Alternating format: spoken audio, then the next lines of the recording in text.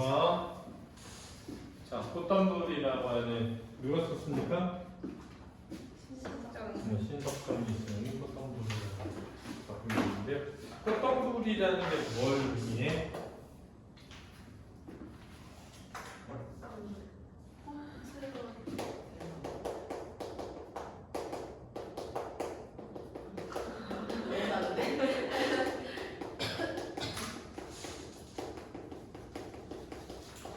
이거를 상징하는데 진정한 광복이 이루어진 세상을 상징한다는 거예요.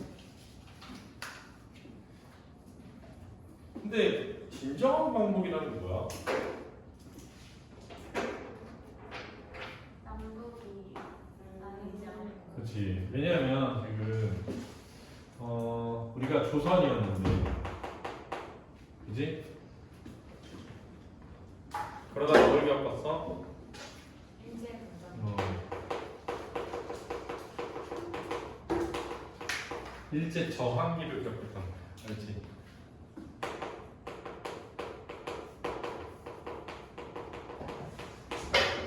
선생님 이제 앞으로 이렇게 불러고 일제 강점기라고 안 한다고. 왜요? 항일 투쟁기라고 하고. 우리를 중심으로. 우리 중심으로 일제 저항기라고 하고. 그때가 이게 있었잖아. 항일운동 시기잖아. 항일운동 시기라고 한단 말이야. 그러면 이제 여기서 광복이 된다는 것은 원래 이전 상태로 돌아가야 되는데 우리는 광복이 되면서 뭐가 일어났어? 분단이 일어났단 말이야. 그러니까 완전한 플러스가 되지를 못한 거지. 그러니까 아마 이 시대에서의 진정한 광복이란 소비에트 연방이나 미 군정의 지배를 받지 않고 남과 북이 하나 된 세상을 의미하는 것으로 보여. 그렇지? 근데 봐봐, 이 꽃동굴이라는 이 소재가 이 진정한 광복이 이루어진 세상을 드러내는데 주제가 진정한 광복과 민족화에 대한 소망이니까, 그렇지? 이 소재는 뭘 담고 있어?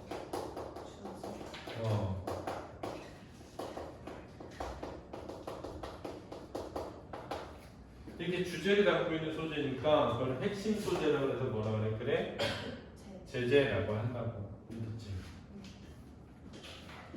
그러면 이제 쌤이 그랬잖아.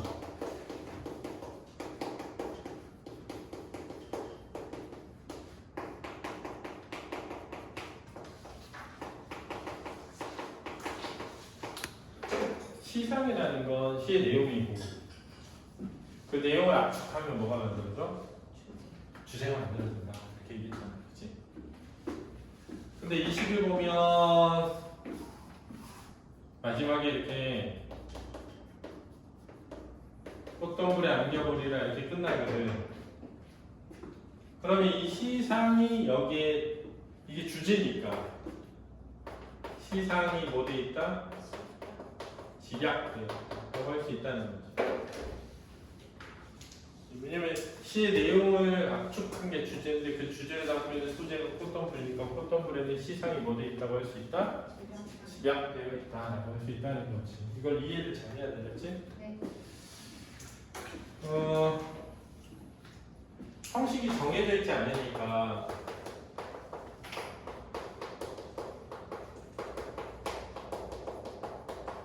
자유시고 내용이 정서 표현이니까 서정식이고, 그지? 그 다음에 이 꽃동굴이라는 소재가 지니고 있는 무슨적 의미가 있어? 상징적 의미가 있으니까 상징적. 우리가 이제 비판적이라는 것은 어떤 잘못을 뭐 하는 것과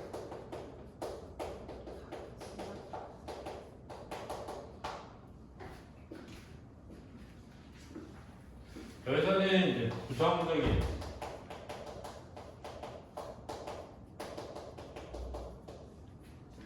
에 대한 지적이죠.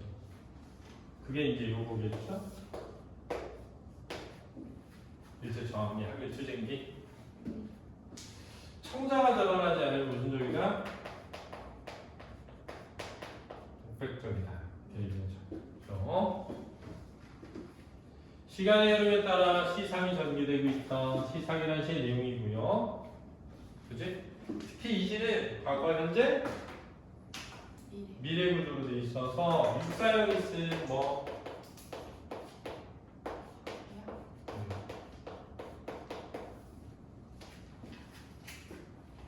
처음 하늘이 열리고 그지? 어디 다구는 소리가 들렸으랴.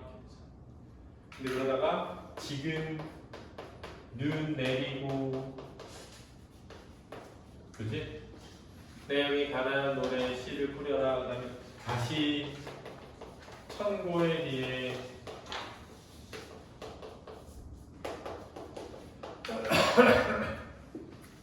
그래서 처음 하늘이 열리고 과거 지금 눈 내리고 현재 다시 천고에 비해 뭐? 이 구조가 똑같아. 같이 엮어주면 좋겠죠. 둘 다 무슨 강조기? 이제 앞으로 우리는 이거를 항일투쟁기라고 한다. 그래서 항일투쟁기 안지르만 그렇게 쓸게요. 여러분들은 일제강점 필요 없어. 그렇죠?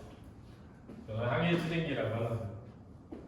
늘 얘기하는 시간이 만약에 그런 항일투쟁기 같은 일제강점기였으면 독립도 했을까? 라고 생각을 많이 해봤었거든. 왜냐면 아니 일본이 문명화된 것도 맞고 그지? 우리보다 발전한 것도 맞고 당시 합리적으로 생각해보면 근데 요즘에 생각은 그래 안에 독립도 했을 것 같아. 왜냐면 재수가 없어. 그렇게 하는 짓거리들이 재수가 없어. 그리고 자존심이 허락을 안 할 것 같아. 그랬을 것 같아요. 자, 그 다음에 어둠과 밝음의 대립적 이미지를 통해 화자의 영혼을 강조하고 있다는데 우리가 이제 대비라고 하는 거 할 때 두 가지 대비가 있단 말이야. 내용의 대비, 그렇지? 됐니? 네. 그 다음에 형식의 대비, 이미지의 대비 이렇게 두 가지가 있거든. 근데 내용의 대비에 제일 많이 나오는 것 중에 하나가 긍정과 뭐의 대비? 부정의 대비. 인간과 뭐의 대비? 자연의 대비. 가변과 뭐의 대비? 불변의 대비. 이런 게 있거든. 긍정과 부정의 대비. 이미지의 대비에 시각적 이미지 대비가 있거든. 시각적 이미지 대비에 색채 대비라고 명암 대비가 있단 말이야. 근데 얘를 명암 대비라고 해요. 명암을 뭐예요? 대비하여 이렇게 나온다는 거예요. 그러니까 명암 대비라는 말 꼭 알아둬요. 그렇지? 근데 이 명암의 대비는 뭐와 연결되면 의미 대비랑도 연결돼. 긍부정. 그렇지? 밝은 게 뭐? 긍정. 어두운 게 부정. 이렇게 되는 거지. 근데 공간의 대비도 있잖아.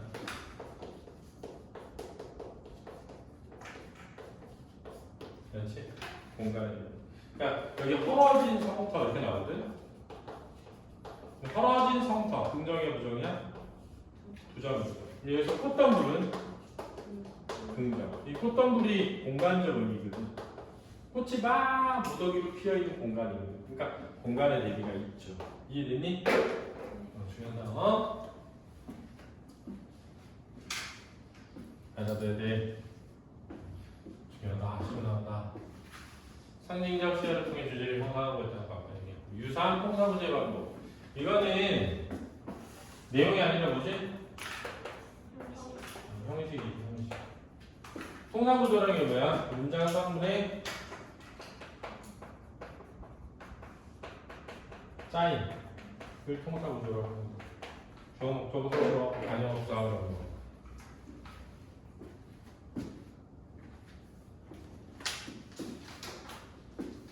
그렇죠? 그러면 이제 시를 주면서 좀 생각해보자. 태양을 운영하는 거룩한 이야기는 여기서 주목해야 되는 것은 거룩한이라는 말이야. 왜 그러냐면 거룩한이라는 단어는 가치를 지니고 있어. 가치. 무슨 가치?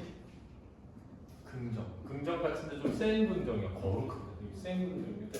그러니까 그래서 거룩한 이야기는 이렇게 이야기를 꾸미고 있거든. 그러니까 이 이야기가 긍정인데 왜 이야기가 무슨 이야기입니까? 근데 그 이야기가 뭘 얘기하는 거지? 태양을 이야기하는 거잖아, 그렇지? 태양을 의논하는 거잖아, 그렇지? 그러니까 태양이 긍정인 거야. 알았니? 왜냐면 봐봐, 거룩한 게 이야기야. 근데 그 이야기가 뭘 의논하는 거야? 태양을. 그러니까 태양이 긍정인 거지. 근데 이게 중요한 건 태양은 원래 밝음의 이미지를 가지고 있어서 이런 거를 원형적 상징이라는 거야. 원형적 상징. 그렇지? 원형적 상징이라는 게 뭐냐면 그냥 우리가 인류가 문명을 만들고 태초부터 그렇게 생각해왔다. 그러니까 인간은 어둠보다 뭘 좋아해? 밝음을 좋아하는 것으로 보여요. 그래서 그 가장 큰 이유 중에 하나는 인간이 오감 중에 가장 발달한 거, 다른 동물과 달리 가장 발달한 게 시지각이야. 시각 세포가 가장 다른 동물보다 많이 발달해 있어. 그래서 강아지 원래 시각 되게 나빠. 잘 안 보여. 실제로. 후각이 발달했지. 그러니까 후각이 발달할수록 주둥이가 아프다. 주둥이가. 그러니까는 시각이 발달하면 이게 이렇게 들어가. 주둥이가 들어가. 주둥이에 들어가면서 인간을 잘 보면 그래서 여기 이마가 이렇게 튀어나오잖아요. 이마 앞으로 튀어나오고 눈이 깊어지고 눈이 크고 눈썹이 길어지고 이거는 이제 환경이 오염되면서 시지가 고하기 위한 방식이에요. 우리는 동양인은 이마가 덜 튀어나오고 눈이 좀 작고 눈썹이 크지 않고 이거는 좋은 환경 속에서 진화해온 과정의産物. 그러니까 서구인들은 나쁜 환경 속에서 진화해온 과정의 특성을 보여주고 있는 거죠. 어떤 면에서.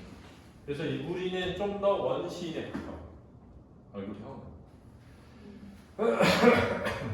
근데 이제 최근에는 서구형 얼굴들이 많아지니까 그 환경이. 근데 어쨌든 태양 원형적으로 밝음의 이미지를 지니면서 긍정이거든. 여기서 태양은 광목을 의미하는 걸로 보여요. 광목에 대한 이야기는 그렇지? 항상 태양 등진 곳에서만 비롯하였다 이렇게 되거든. 근데 여기서 태양을 등진 곳은 뭐냐? 부정이지. 왜냐면 태양을 등진 곳은 일단 어두운 곳이야. 밤의 세상. 그렇지? 그럼 이 태양을 등진 곳이 사실은 곳이라는 거는 장소의 의미거든. 장소의 곳. 그러니까는 태양이 없는 곳이라는 뜻이지. 태양이 없는 곳이니까 장소의 의미인데 의미상으로는 일제강점기를 의미하는 거겠지. 근데 일제강점기에 있으니까 우리가 뭘 의논하게 돼? 광목을 의논을 나라를 뺏겼으니까 나라를 뭐 하게 돼? 찾게 되지. 대학을 못 갔으니까 어딜 가고 싶어? 대학 가고 싶어. 대학에 가 있는데 대학을 가고 싶다고 하지 않을 거 아니야. 그지? 그러니까 태양을 의논하는 거룩한 이야기는 항상 태양 등진 곳에서만 시작되었다 이런 뜻이거든. 왜냐면 태양이 없으니까. 그래서 태양은 긍정, 태양 등진 곳은 부정. 담담한 현실. 달빛이 흡사 비 오듯 쏟아지는 밤에 그랬는데 달빛이 흡사 비 오듯 그랬으니까 흡사는 흡사하다, 비슷하다. 비 오듯 그랬으니까 지규법이지. 쏟아지는 밤에도. 그런데 여기서 이제 조심해야 되는 것은 이 상황이 비 오는 밤이다. 맞니? 안 되는 거야. 비가 오는 게 아니야. 달이 뜬 밤이야. 맞지? 달빛이 비치는 밤이지 비 오는 밤이 안 돼. 이거 비 오는 시청하자는 비 오는 밤에 허가진 성터를 헤매며 이러잖아. 애들 많이 틀린다. 왜? 뭐 하는 밤인 줄 알아? 비 오는 밤이 아니야. 뭐가 뜨는 밤이야? 달빛이 쏟아지는 밤이지. 달빛이 비치는 밤이지 비 오는 밤이 절대 아니다. 그래서 밤이라는 건 무슨적 배경이야? 시간적 배경이고 이 밤은 어둠이기 때문에 이 밤은 그 위에 뭐랑 대비돼? 태양과 대비되는 거지. 또 달빛도 태양과 대비된다고 할 수 있고. 그렇지? 우리는 헐어진 성터를 헤매면서 가는데 일단 헐어진이라는 것이 부정 의미를 지니고 있어 이미. 근데 헐어진이 뭘 꾸며 성터 꾸미잖아. 그래서 성터가 부정의 의미를 가지게 되는데 이 성터가 몰락한 조국, 망한 나라 이런 걸 의미하는 걸로 보여. 그렇지? 근데 이 성터는 공간적 배경이잖아. 그래서 이 헐어진 성터랑 같은 게 그 위에 태양을 등진 곳이랑 같은 의미야. 태양을 등진 곳. 근데 태양을 등진 곳은 공간적 의미만 지니는 게 아니라 무슨 뭐도 지니? 시간적 의미도 지니거든. 밤인 곳 이런 뜻이거든. 밤인 곳. 태양을 등진 곳은 밤인 곳 이런 뜻이거든. 우리는 헐어진 성터를 헤매면서 그랬으니까 우리는 그랬으니까 화자가 드러나 있다고 할 수 있는 면에 언제 참으로 그 언제 자 언제 참으로 그 언제 그러니까 반복법 쓰이고 있고 반복은 강조야. 운율도 만들고 그 언제를 기다리는 마음이 강조되고 있어. 우리 아들의 오롯한 태양을 모시겠느냐고. 오롯한 태양 긍정이죠. 우리가 모시려는 거니까, 그렇지? 뭐라고? 광팬 세상 모시겠느냐고. 가슴을 쥐어뜯으며 이야기하며 가슴을 쥐어뜯지 않았느냐 이렇게 돼 있단 말이에요. 그죠? 지금 일단 가슴을 쥐어뜯는다 반복, 이야기한다가 반복되니까 반복은 뭐야? 강조니까 그 광복에 대한 간절한 염원을 강조하고 있죠. 두 번째는 연쇄법으로 볼 수 있다는 거야. A, B, B, A 이렇게 돼 있거든. 가슴을 쥐어뜯으며 A, 이야기하며 B, 이야기하며 B, 가슴을 쥐어뜯으며 A. 원래는 A, B, B, C, C, D 이게 연쇄법이거든. 근데 연쇄의 핵심은 앞에 있는 것의 끝부분이 다음에 처음에 등장하면 돼요. 그래서 연쇄법이라고 할 수 있다, 그랬지? 가슴을 쥐어뜯지 않았느냐라고 궁금해서 물어본 게 아니잖아. 궁금해서 물어본 게 아니니까 이런 거 무슨 적 표현이라고 할까? 서리적 표현이라고 하는 거죠.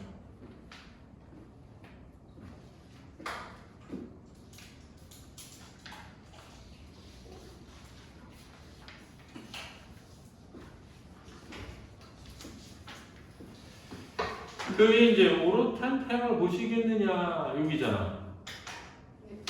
자, 이 부분은 이제 두 가지로 해석해 볼 수 있어. 하나는 언제 모시겠느냐고라는 말을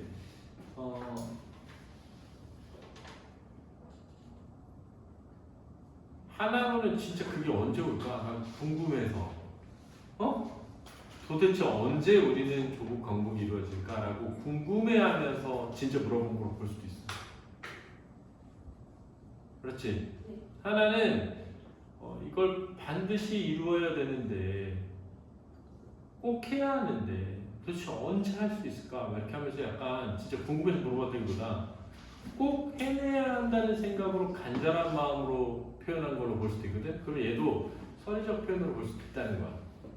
그러니까 밑에 있는 거는 무조건 서리적 표현이고 위에 있는 거는 서리적 표현이 될 수도 있고 아닐 수도 있고. 그래서 둘 다 가능하다고 생각하거든. 그래서 학교 선생님들이 설명 안 하고 넘어갈 확률이 70%. 그렇지? 설명을 할 확률이 30%라고 보는데 어쨌든 안 하고 넘어갈 가능성이 크다. 그러면은 그냥 물어보지 말고 이거를 이렇게 두 가지로 다 볼 수 있지 않냐고 물어보는 게 어떨까 싶어. 그러면 선생님들도 아마 그렇다고 볼 수 있다고 하지 않을까 싶어. 그렇지? 쌤은 둘 다 가능하다고 봐. 그렇지, 둘 다. 자, 그 다음 이제 이게 이제 과거야, 과거. 그렇지, 이 두 연이 과거야. 그러는 동안에 영영 잃어버린 법도 있다. 그러는 동안에 멀리 떠나버린 법도 있다. 그러는 동안에 몸을 팔아버린 법도 있다. 그러는 동안에 마음을 팔아버린 법도 있다.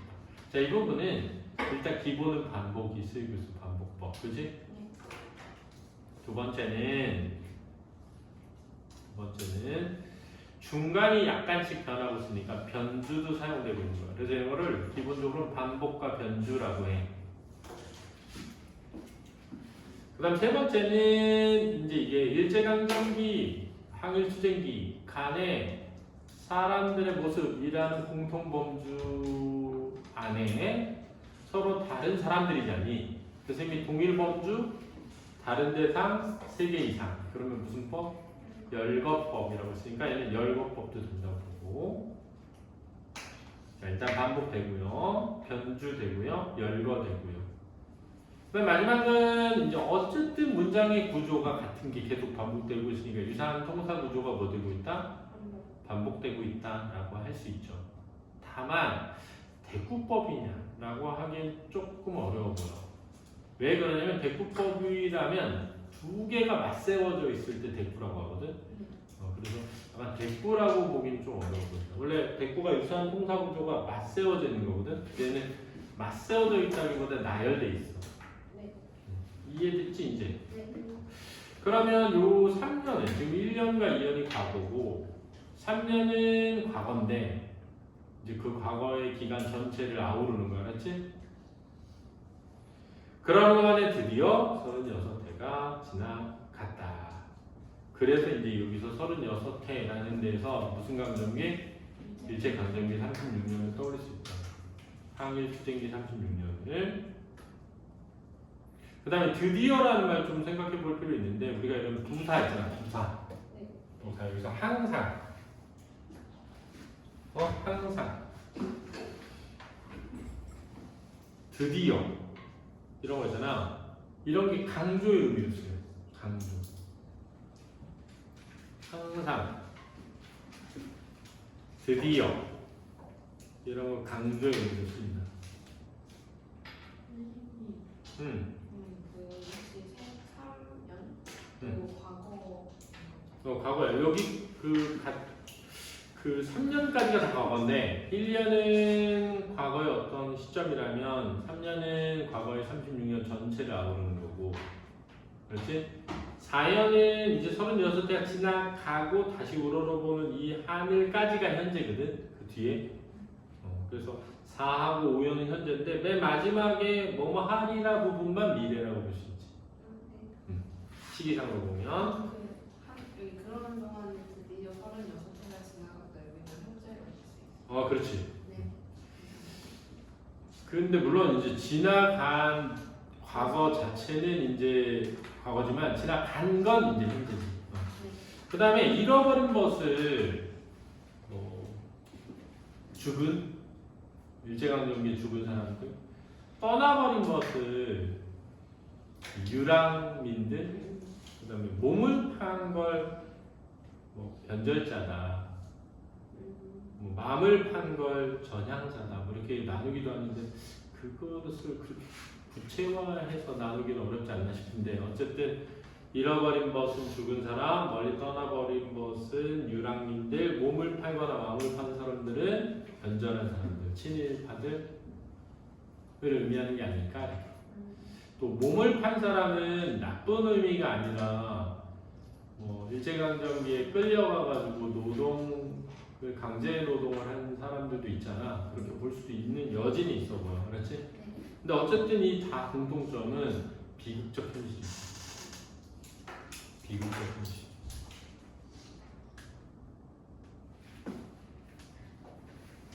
드디어 36해가 지나갔다. 드디어 뭘 강조하는 거야? 하나는 드디어라면 하나는 이 일제강점기라는 기간이 참으로 뭐였음을? 고통스러웠음을 강조하는 것이기도 하고, 또 하나는 이것이 지나간 것에 대한 어떤 기쁨을 의미하는 것일 수도 있다. 그치? 또 기다려온 이런 것들을 할 수 있다. 다시 우러러보는 이 하늘에 그러네요. 겨울밤 달이 아직도 차거니. 그랬으니까 이 아직도도 부사인데, 이 아직도는 부정적 현실이 뭐하지 않았음? 끝나지? 안 했으면 되거든요.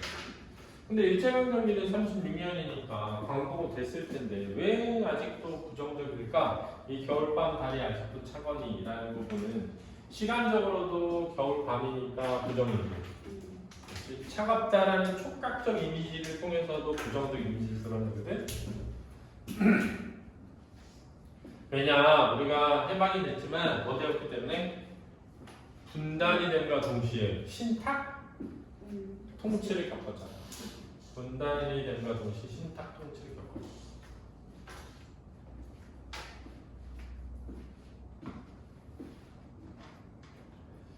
그래서 일본의 10대들 있잖아. 20대, 10대는 대한민국이 일본의 식민지였던 시절이 있었다는 것을 잘 안 믿는데, 아니 한국은 진짜 그렇게 선진국이고 과학기술도 발달하고 그런 나라를 우리가 어떻게 식민지로 삼았지, 이런 생각하는 애들도 많대. 일본에서요? 일본 애들 중. 일본 애들 중.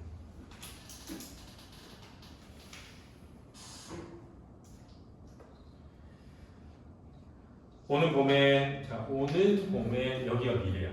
오는 봄엔 미래. 하나. 오는 봄엔 계절의 변화가 느껴지고, 아직 별대로 변한 건 아니야. 분수처럼 질 거. 쏟아지는 태양을 쏟아지는 거야? 하늘로 이렇게 올라가는 거야? 올라가서 했나? 그지? 쏟아지는 건 약간 폭포처럼 쏟아지네 이래야 되는데 야 왜 반대로 분수처럼 쏟아진다고 했을까? 이걸 좀 생각하게 되는데 하나는 원래는 알다시피 분수는 아래에서 위로 올라가잖아. 물을 뿜어내는 거거든. 근데 뿜어냈다가 떨어질 때 보면 약간 흩어져. 구슬이 쫙 흩어져. 그래서 흩어지면서 물결이 반짝여. 물빛이 반짝인단 말이야. 그러니까 내가 생각할 때 이 시는 반짝이는 햇빛을 표현하기 위해 이런 게 아닐까? 이렇게 보여. 이제 분수처럼 쏟아진다 말하면 폭포처럼 말하면 어떤 덩어리, 크기, 막 양이 많다 이렇게 느껴져. 중량감이 느껴져.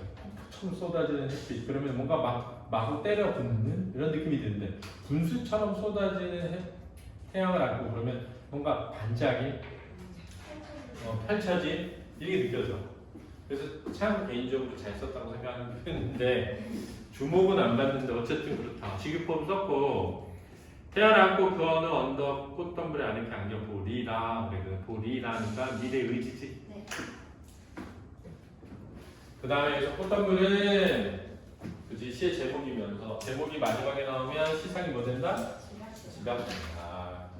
그리고 꽃덤불이 피었다는 건 계절적으로 봄이라는 것과 연결되어 있으면서 저 위에 있는 헐어진 성터나 뭐 된다? 대비 되고 겨울밤 달과도 대비되고 태양이랑 대비되는 거. 그러니까 겨울밤 달이랑 대비되는 건 태양, 헐어진 성터랑 대비되는 건 꽃덤불 이렇게 말하기도 한다. 알았지? 의미상으로는 다 대비적이긴 한데 좀 더 구체화해서 대비된 걸 찾으면 이렇다는 거. 이분이 이제 1907년에 태어나서 74년에 돌아가셨네요. 오래 사셨죠. 오래 사셨어도 60세 좀 말에 죽은 거야. 그지? 선생님도 이제 15년 더 살면 70세야. 얼마 안 남았죠. 선생님 55세이기 때문에 얼마 안 남았죠. 여러분들이 제 나이 때는 저는 없죠 이 세상에. 그래 내가 꿈이 그거라니까. 꿈이 좋아하는 일을 하다 죽는 거. 원래는 이런 걸 태어날 때 내 뜻으로 태어나지 못했지만 죽음은 내 뜻으로 죽으리라. 그래가지고 저기 뉴질랜드 가가지고 끈 안 묶고 번지 점프해서 죽으려고 했거든. 독도는 한국도 이렇게 깃발 플랜카드 들고 뛰어내려서 죽으려고 했는데 지금 생각 좀 바뀌어가지고 좋아하는 일 하다 죽는 꿈이야. 그래가지고 이제 윈터 할 때 자석 감독자 죽는 거. 너무 아이들한테 충격이. 그러니까 그 생각을 해봤어. 선생님 시간 다 됐는데요. 그런데 죽은 거야. 선생님이 시간 다 됐던 건데. 그렇지. 선생님 자식 시간 끝났네요. 근데 안 일어나. 선생님 저희 가야 돼요. 근데 안 일어나. 알고 보니까 죽었어.